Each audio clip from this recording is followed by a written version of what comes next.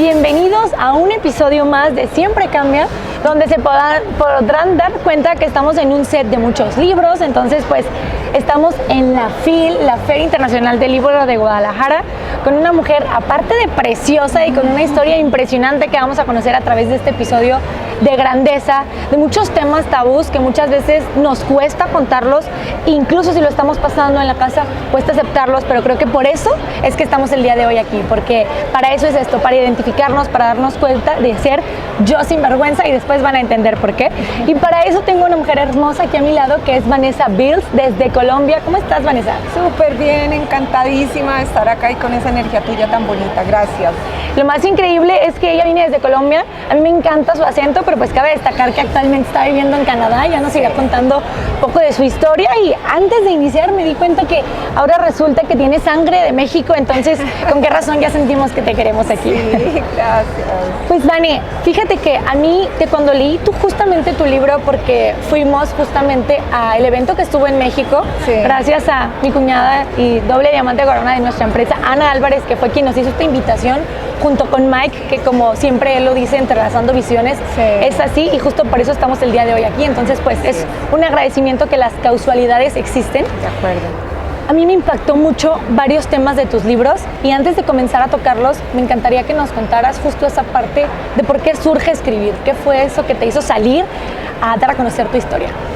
Bueno, yo necesitaba salir del closet, esa es mi realidad. Yo vivía en un mundo socialmente acoplada, en un mundo donde valía la pena lo que tenía, y como ya lo que tenía me hacía sentir cómoda, la felicidad estaba un poquito relegada, y sentía que tal vez era un pecado cargar con una historia tan fuerte para la sociedad, porque lo viví cuando joven. Intenté presentar entrevistas de trabajo, entonces tienes que esconder cosas, tienes que inventarte historias para que te acepten un currículum, tienes que vivir un montón de cosas que realmente con el paso de los años se te convierten en un karma, y es un karma interno. Entonces yo necesitaba salir del closet, y me promueve escribir mi libro, un TED al que fui invitada a hacerlo, pero no con mi historia. Yo fui invitada a hacer una charla de un TED corporativo, y cuando llegué a presentar la audición cambié el pitch y hablé con uno de los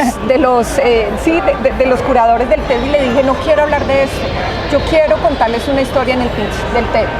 Y él me dijo: pues haz la prueba. Y cuando hice la prueba sentí que me liberé, y con el TED pues ya vino la iniciativa de escribir el libro. Pues yo creo que justamente esa parte de incomodidad, vaya, cuando ibas a dar el TED, de decir, es que esto tiene que salir a la luz, y muchas personas se tienen que dar cuenta de que existen los abusos, de que existen tantas cosas en el mundo, la drogadicción. O sea, realmente estamos en un mundo tan precioso, pero así como existe el blanco, existe el negro. Y creo que incluso eso es lo que hace pues la magia de nuestro mundo, de nuestro país. Y justo por eso me encantaría que nos contaras cuáles fueron esas historias de las cuales tú querías liberar, salir, y pues las personas aquí puedan, si se sienten identificadas, porque justo yo he estado yendo a círculos de mujeres donde se hace una cierta sanación, vaya, y nunca nos damos cuenta la cantidad de mujeres que llegan a ser abusadas, y por qué después en tu vida adulta se manifiesta de ciertos patrones o de ciertas maneras, justamente en la pareja y demás. Y es porque muchas veces lo intentamos esconder. Entonces, ¿qué fue eso que hizo clic en ti para que sepan esa historia? Mira, yo crecí en una familia disfuncional, absolutamente disfuncional. Tuve una familia que fue muy estable hasta que murió mi papá. Mi padre muere, la princesa, yo era la princesa de papá, y era la princesa porque habían 3 hermanitos hombres, 2 mayores y uno menor. Estaba mi madre, por supuesto, y ocurre que cuando fallece mi papá salimos de un contexto social en el que estábamos muy bien acomodados en todo sentido, y tenemos que pasar a dormir en la calle y luego ya empezar pues en barrios muy pobres, sectores muy pobres de Bogotá, y hay un cambio de vida muy radical porque mi madre pues se empareja con un hombre que es un alcohólico, abusador. Él empieza a abusar de mí desde chiquita, y mis hermanos entran en las drogas, y entonces empieza a ocurrir una cantidad de situaciones. Viene mi abuso cuando yo soy adolescente, el que mi madre me culpa, y mi madre me culpa precisamente por mi apariencia física. Entonces me culpa y me hace responsable, y el sector que te rodea también. Y yo me levanté muy fácil de esto. Ese fue como mi primer trauma tal vez fuerte del que me levanté y a los 15 días del abuso yo ya estaba otra vez arreglada, con ganas de ir al colegio, y eso me lo juzgaron mucho en el colegio, me lo juzgó mi madre, mis hermanos, decían como que no siente vergüenza lo que le pasó. Por eso viene la palabra vergüenza en mi libro, claro, porque no siente vergüenza lo que le pasó. Y luego, bueno, me caso muy joven, soy madre muy joven, me caso con uno de los oficiales de la policía que reconoce mi caso. Tuve un matrimonio desastroso, obviamente, porque mi madre me dio el permiso siendo menor de edad, entonces no estaba lista.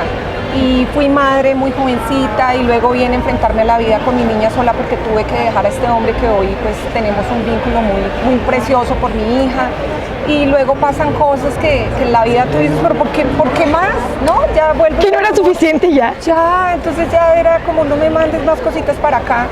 Y viene el padre de mi segunda hija, tenemos un matrimonio y 10 años después de mi hija mayor encargamos a la chiquita, y la chiquita sufre un episodio traumático en su salud, y entonces ya yo sentía que la vida por todos lados no me respaldaba, no me funcionaba. Y sin embargo a todo esto me iba enfrentando sin darme cuenta con esa misma resiliencia que tuve cuando me abusaron, ¿no? Y esa misma resiliencia que tuve para decirle algún día a mi madre, mi padrastro abusa de mí, me toca. Y era muy chiquita y yo tenía el valor de decir esas cosas. Lo que pasa es que con el tiempo lo vas ocultando porque las mismas personas que te rodean o el entorno te empieza a decir, es que eso no se debe saber, eso está mal, es que la culpa es tuya. Entonces te guardas muchas cosas y ves el alcoholismo. Entonces mi madre empezó a beber con mi padrastro, ves golpes, ves violencia, y todas esas cosas, cuando sales a una vida social como la que yo intenté construir, de un buen trabajo, de una vida donde fuera aceptada, donde me sentía fuera de peligro, ¿no? Pero en realidad el peligro más profundo que tenía era que se supiera mi historia, que estaba dentro. Entonces vivía muy atemorizada todo el tiempo, me inventaba historias de los trabajos, mis hermanos, claro, cuando me preguntaban qué hace tu familia, qué hace el uno, qué hace el otro, ¿no? Luego mis hermanos pues pasaron por muchos procesos, entre esos cárcel. Entonces imagínate cuando tú vas a una buena compañía, antes de que yo emprendiera mi compañía con una persona que lo hizo en Colombia, pues imagínate cómo es que tú no puedas, o que te quieran hacer una visita domiciliaria para ir a ver el perfil de tu familia, es muy difícil. Pero en realidad todo eso me permitió empezar a entender que estaba mal. Hubo un momento en la vida donde dije, está mal no poder enfrentar esto y decir, esta soy yo, y realmente esto es de lo que he vivido y esto me ha hecho en la vida. Y tengo el carácter y el valor para decirlo hoy porque realmente me siento muy poderosa a partir de lo que he construido. Realmente la historia no la pueden contar así mis seres queridos que estaban en mi entorno. La que la puede contar soy yo. Y me siento muy privilegiada y muy feliz de estar haciendo esto porque todos los males de la sociedad están en mi historia. Ahí hay enfermedad, drogadicción, alcoholismo, abuso, hay falta de educación, ¿no? Yo me pude preparar muy adulta, entonces está todo y hay muchas personas que atraviesan por eso. Y ahí viene mi iniciativa de empezar a promover el tema y a servir sin necesidad incluso de pensar que el libro se vendiera. Yo escribí un libro para que la gente lo genuinamente, ¿no? O sea, sí, y que la conexión, vaya. Que se conectara y que muchas personas que se guardan o se quedan ahí atrapadas sepan que sí hay otra forma y que si tienes que dejar un círculo vicioso, así se llame familia, para rescatarte, lo tienes que hacer porque vales la pena más de lo que te puedes imaginar. Solamente tú puedes darte cuenta de eso cuando das el paso. Y a mí me tocó cerrar muchos círculos viciosos con mi familia, con mi entorno, y definitivamente empezar a avanzar para mí. Sabes, a mí me impacta mucho cómo ahorita que nos compartes que desde chiquita tú tenías la valentía de, en este caso, decirle a tu mamá y empezar a afrontar de dónde nace, o sea, esa mentalidad, porque estamos de acuerdo que en tu entorno y en tu contexto no es como que te dijeran, ay, y menos de chiquita, es que la inteligencia emocional es esto y por eso tú tienes que decir. Entonces, ¿se te ocurría cómo nacía esa parte de tú sentirte bien haciendo las cosas y diciéndolo? Sí, mira, hay dos cosas que creo que, bueno, tres, que marcan ahí la diferencia. La primera es, yo creo que sí hay algo en el ADN que es genuino y que viene conmigo y es bien difícil no decir las cosas para mí. Bien difícil. En mi mundo corporativo yo trabajaba solo con hombres, tenía un pool en mi C-Level que eran vicepresidentes, gerentes hombres, y yo era la que más podía decir las cosas en las reuniones. Entonces yo creo que ese ADN está en mí. Okay. Eso es lo primero. Lo segundo es que sí creo que hay otro factor que es neurológico, que es por donde yo construyo el modelo DRO de dificultad sobre reto igual oportunidades, que está basado en la neurociencia de la psicología positiva. Y es que tenemos neuronas espejo, nosotros tenemos neuronas espejo, y las neuronas espejo empiezan a actuar de acuerdo al componente que tú quieres ver, es por eso un espejo. Entonces yo pude hacer con estas neuronas lo mismo que hacía todo mi entorno, mi familia: robar, consumir drogas, tomar alcohol, pero algo en mí lo rechazaba. Entonces podría haber seguido ese modelo solamente por no escuchar ese pedacito de rechazo. Ahí juega un papel relevante la intuición, que también la escribo en el libro, que está científicamente comprobada, y cuando yo empiezo a escuchar mi intuición, mis neuronas espejo hacen lo contrario y empiezan a moverse para el otro lado. Entonces yo era la oveja negra de mi familia, porque nunca estaba de acuerdo con las cosas que ellos hacían, porque nunca me acomodaba a no estudiar, porque se reían cuando yo les decía a mis hermanos: estudien, y era como una burla. Así como de, claro, aquí no se usa. Aquí no, ¿para qué estás diciendo? ¿No? Entonces, y cuando yo hacía todo esto, afectaba a mi entorno, pero venía ese carácter que tengo y era la forma de enfrentarlo y decir: porque lo quiero hacer, porque quiero hacerlo diferente. Me fui de la casa chiquita precisamente para no seguir en ese entorno. Mi matrimonio fue una escapatoria. Yo sabía que de alguna manera tenía que huir de ahí, y pues huí con él. De alguna manera pedí el permiso para casarme y mi mamá me lo firmó, pero fue fácil para mí de alguna manera porque sentía que eso me iba a rescatar de algo, de que no sé. Entonces las neuronas espejo, mi intuición, el carácter tenía mucho que ver con eso, y algo que me movió muchísimo fue cuando fui mamá joven.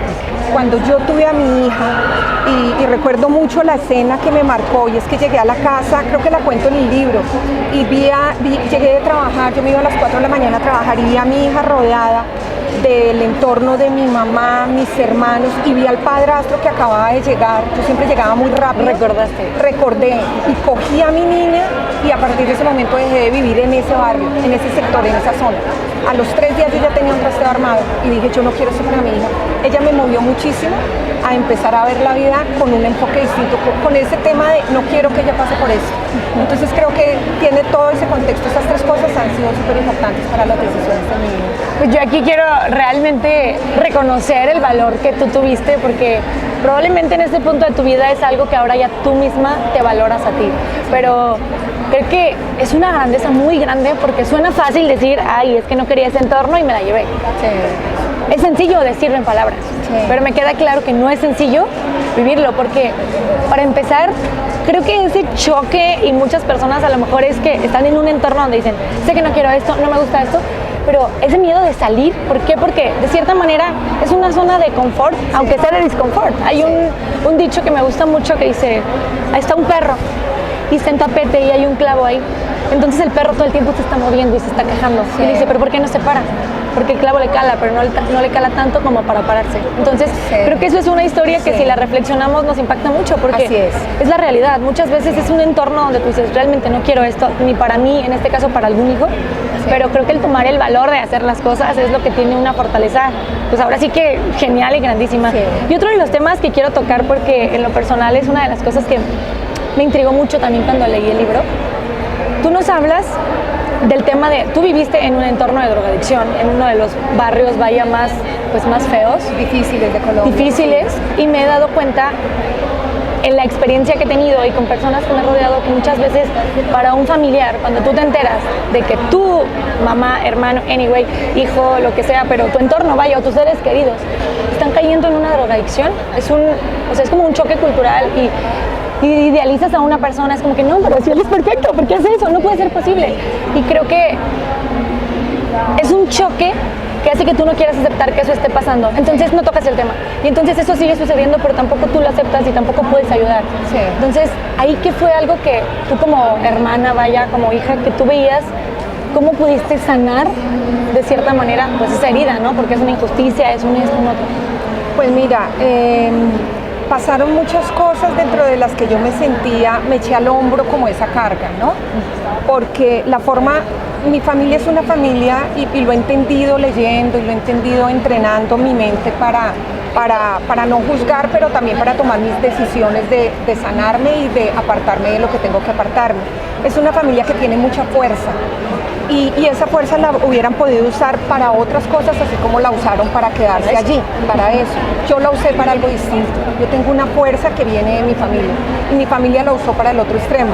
Entonces, durante mucho tiempo yo me hice responsable de entender, interpretar que como mi madre se había quedado sola y escogió esta pareja y luego esta pareja ya la dejó y todo el tema, pues entonces yo tenía que servir y ayudarlos, ¿no? Entonces empecé a servir y ayudar en exceso y empecé a caer en ese juego yo le llamo terrorismo emocional, porque entonces cuando no puedes o cuando no das más o cuando no estás aportando suficiente, eres la mala, porque tú tienes, y empecé a caer en todas estas presiones y eso me empezó a pasar unas cuentas de cobro en mi salud emocional y física grandísimas. Entonces busqué entrenamiento, por eso terminé en todo eso, porque yo necesitaba ayuda. Fui al psicólogo, busqué un curso de coaching para mí, el psicólogo me dijo, tú estás para un coaching de vida, y cuando hice el tema del coaching para rescatarme, los profesores me dijeron, tú tienes alma de coach, tú deberías hacer la carrera. Entonces como que me empecé a meter en ese mundo, pero mi forma de interpretar el tema es que la vida les tocó así, hasta unos años, es que esto fue la que la vida les dio. Y en mi proceso de formación, de desarrollo humano en el coaching, en una de las sesiones más importantes de mi vida me dijo uno de mis maestros, ¿y por qué tú no? Porque ellos sí, esto fue lo que les tocó y tú no. Habían otras opciones, Vanessa, tú no te puedes seguir haciendo responsable de las decisiones que ellos han tomado. Tienes que empezar a tomar otras decisiones que te permitan a ti protegerte. Y ahí empecé a entender esto distinto y empecé a darme cuenta que yo era parte del círculo vicioso en el que ellos vivían, porque entonces cuando no tuve recursos, que fueron muchos años atrás, que tenía que de verdad endeudarme para comprar pañales para mi niña, yo pagaba con una tarjeta de crédito lo que ellos necesitaran. Sí, comida, pero luego iba esto a dar a las drogas, luego terminaban pagué fundaciones para rehabilitar a mi hermanito, hice todo lo que en mis manos estaba, pero en realidad estaba siendo parte de ese círculo vicioso. Entonces, esa responsabilidad me la quité del hombro por mi proceso de vida y hace unos años tomé decisiones y todo el tema, pero lo que sí te puedo decir es que entendí que la responsabilidad no era mía. La responsabilidad es de ellos y entendí que estoy sirviendo mejor si yo permito que ellos se hagan cargo de sus vidas, de sus temas, de sus decisiones, incluyendo a mi madre. Y tomé una decisión muy radical de decir, no puedo más, que también fue mi proceso de vida para mí. Creo que el claro ejemplo que poner límites en la vida es lo que nos hace, cuando uno pone límites realmente puede avanzar a otro nivel. ¿Por qué? Porque justo esa parte de darte cuenta que no es tu problema. Sí. Y que yo entendí una cosa, yo me di cuenta que en muchas ocasiones era muy narcisista, vaya, o sea, yo sentía que ayudaba y que sí, y mejor lo hago yo, y mejor esto. Sí. Pero yo no lo hacía con esa intención y creo que aquí es la parte donde no nos tenemos que culpar tampoco por eso, porque para empezar no lo hacemos con ninguna mala intención, realmente es al revés. Pero ¿qué crees? Hay cosas que son nuestras y por eso cada uno tenemos, en este caso desde la religión, si lo quieres ver así, el libre albedrío de hacer lo que quieras. Sí. Y nuestra vida es una hoja en blanco, entonces no podemos ser responsables de las decisiones de alguien más. Así es. Así es. Tú nos mencionaste también, y quiero ahora llegar por ahí, la parte de un método que justo a mí me encantó porque cuando leí el libro es con algo de lo que tú terminas, sí. Del método EDRO. Sí. Entonces me encantaría que a todas las personas que están ahí atrás y ya lo escucharon como anteriormente, se los expliques más a profundidad y puedan agarrar sea la situación que están viviendo en este momento de dificultad para aplicarlo.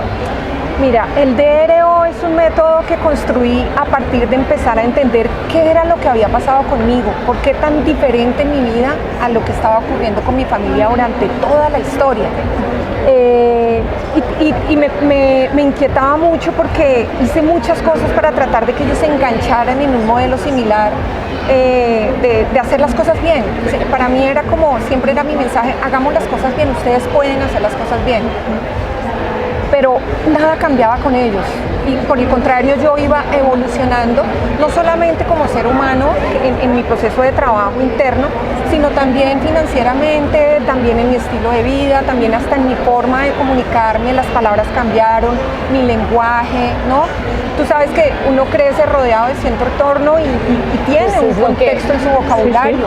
Y realmente todo eso empezó a cambiar y yo decía, ¿por qué tan diferente? Y ya cuando los veía, los escuchaba, decía, algo está pasando distinto. Entonces, en mi proceso de coaching, cuando hice todo mi entrenamiento para poderme graduar, había que tomar un caso y yo pedí el mío, había que tomar el caso de alguien más, pero yo le dije a mi coach, a mi mentor, yo quiero tomar el mío, porque esta es mi vida y aquí yo ya he podido sacar a relucir qué es lo que realmente he vivido sin penas en mi proceso de coaching. Y él me permitió la escuela hacer eso, entonces yo empecé a observar qué era lo que había pasado conmigo. Y cuando empiezo a detallar, me doy cuenta que cada dificultad en mi vida siempre tuvo un contexto en donde yo encontraba que necesitaba combatir algo. Entonces, lo que yo encuentro como combatir, lo llamo reto. Entonces empiezo a ver de las dificultades, una dificultad en cuántos retos la puedo vivir. Pueden salir 5, pueden salir 10. Ahora, la dificultad, como lo digo en el libro, tiene varios contextos. La dificultad para una persona es la drogadicción, lo digo en mi TED. Para otros es un matrimonio, para otros es el divorcio, para otros es no haberse casado nunca, para otros son los hijos, para otros es no haber tenido hijos. Entonces puede ser una adversidad, una dificultad, un problema, como lo quieras ver, pero es del tamaño de la importancia para cada persona. No importa que sea poderse comer un helado, tener que hacer dieta, es una dificultad. ¿Sí? Entonces empiezo a darme cuenta que al dividirla por trocitos, yo iba enfrentando retos. Y entonces me encontraba con una dificultad, por ejemplo, socialmente, una historia como la mía no te había puertas en una compañía. Era difícil que te abrieran una puerta. O contársela a una persona con la que quisieras ser pareja, ¿no? Entonces eso no te abre las puertas, eso te pone en un contexto distinto. ¿Qué podría yo sacar de esto si lo veía como un reto? Entonces, servicio para muchas personas. ¿Por qué? Porque no solamente el contexto de la drogadicción, también está el de las enfermedades, que a mi hija le ocurrió algo muy dramático por una negligencia médica. ¿Cuántos padres se enfrentan a esto en la vida? Entonces empecé a dividirla por pedacitos y empecé a encontrar retos. ¿Qué oportunidades salieron de allí? Pues salió el TED, salió poder servir a través de un libro, salieron mis conferencias, empecé a hacer los talleres, luego vino un modelo de esa fuerza que yo te digo que tengo y es que no me puedo quedar callada. Y entonces en mis combates corporativos con mis gerentes, que de verdad que me apreciaban mucho porque decían, es que en mi país se dice no tiene pelos en la lengua, y decía, es que Vanessa no tiene pelos en la lengua, y nos sacude.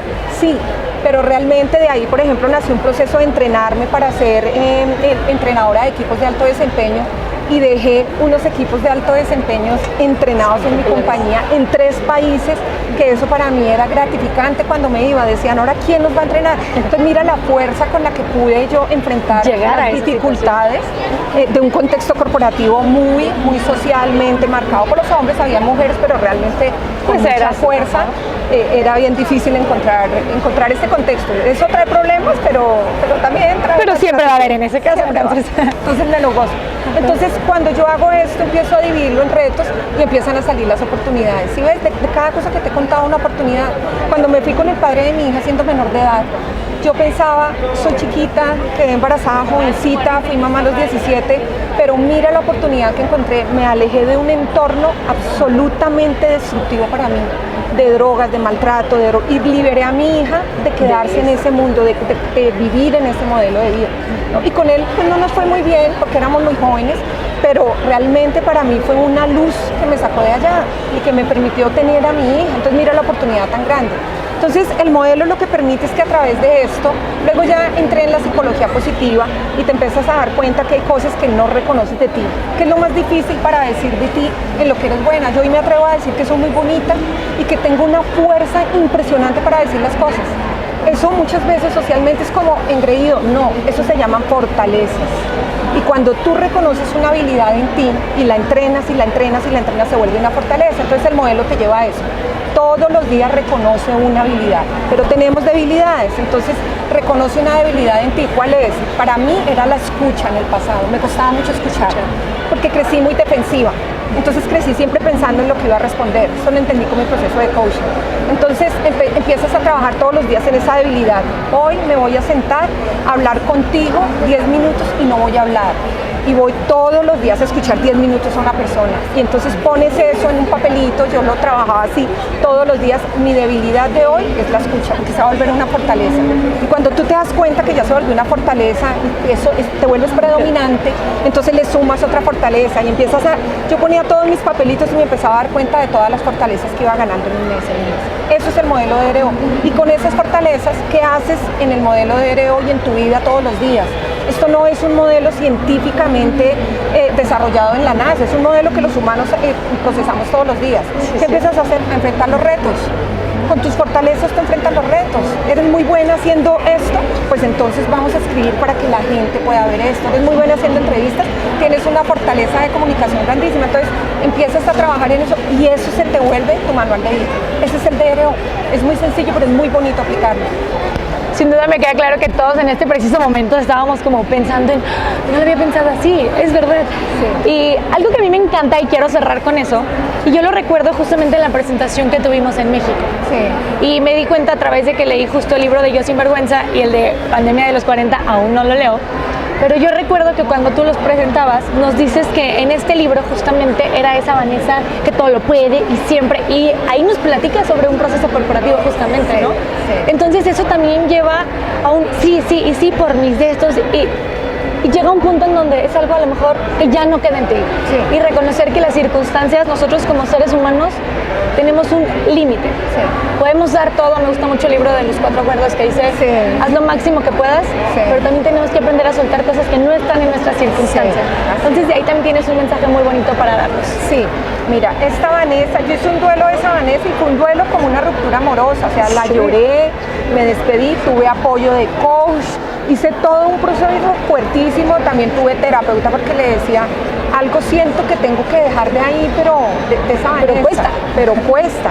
Esa era una Vanessa que todo lo podía. El eslogan de esa Vanessa era éxito ante la adversidad. En el TED ese era mi eslogan, éxito ante la adversidad.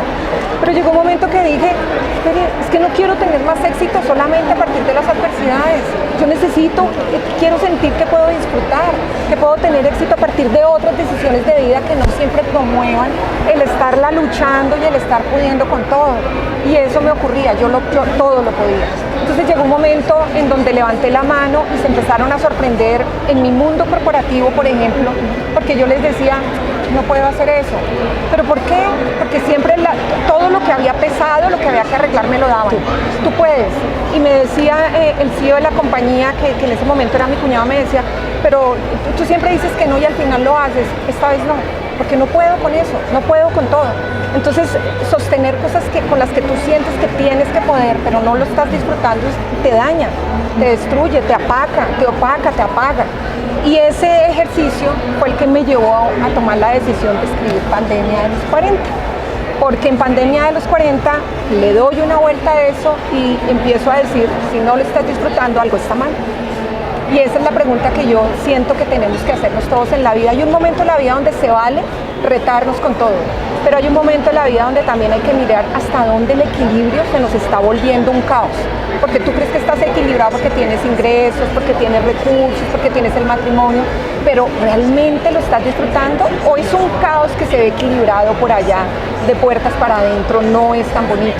¿Ves? Que fue lo que me ocurrió con mi matrimonio, ¿no? Entonces llega un momento de la vida en el que yo me cuestiono y digo, esto lo estoy disfrutando, y esa pregunta invito a todas las personas a que se las hagan siempre.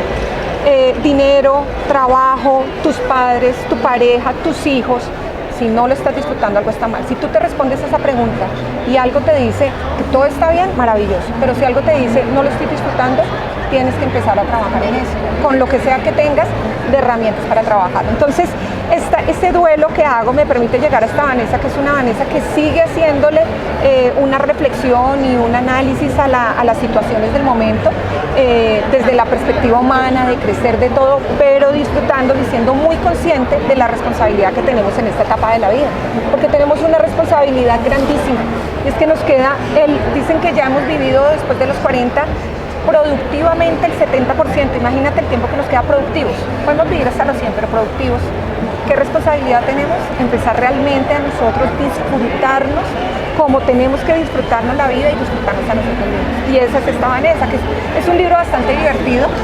Cuando te lo leas te vas a reír mucho.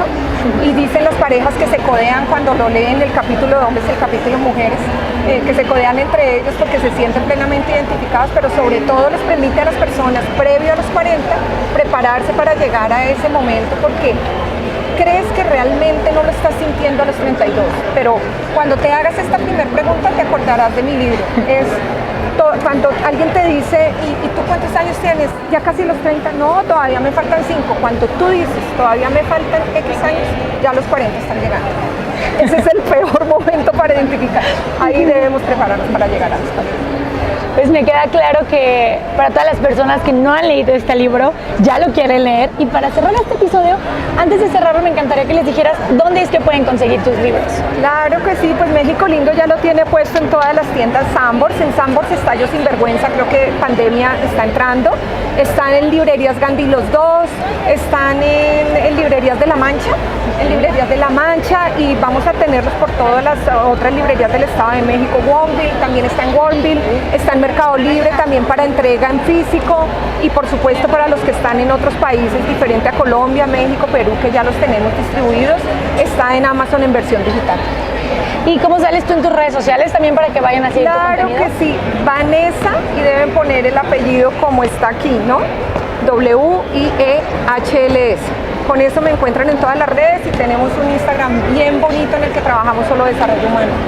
Pues ahora sí que estoy agradecida contigo, con Dios, con la vida, también con Acántaros Ediciones, que de cierta manera es parte fundamental, así como lo es Mike, para que esto esté ahora en físico, se esté distribuyendo no solo en un país, sino en muchos. Y pues también un especial agradecimiento a Jerus Video, que es todo este equipo que está detrás, que es mi papá, mi mamá, y pues esto que hace que ahora salga a la luz, porque sabemos que detrás de cada entrevista hay el corazón de varias personas que lo hacen suceder. Así es. Entonces, Vane, me gustó muchísimo este tiempo contigo, este espacio.